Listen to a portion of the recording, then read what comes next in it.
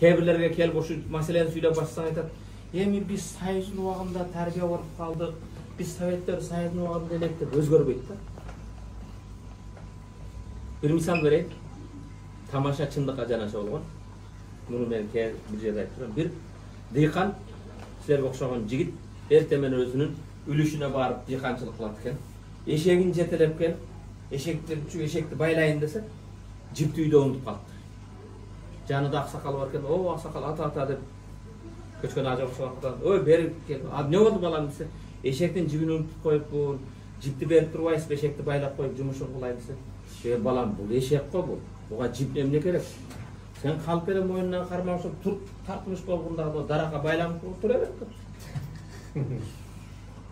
Anan janağı aksakallı sözünü bana jigit eşekti kalp ele bası bir akat turup anan tartmış bolgan janda bir daraka baylanmış olan keç deyberdir. Eşek öçten jıl boyu şette çöp jep ketpeydi eken işte. Keçin jumuşun dıykançılığın bütkönden çöğünü orup eşek üstüge jüktöp, kurcun jüktöp үйгө кетейин десе эшек жайынан жылбайт экен. Урат жылбайт, тепкилейт, чыгап чабат туруп. Аксакал эмне болуп атасың десе, эшек жылбай жатат десе. Чечпейсиңби десе, бул жип жокко кантип? Эмне чечем?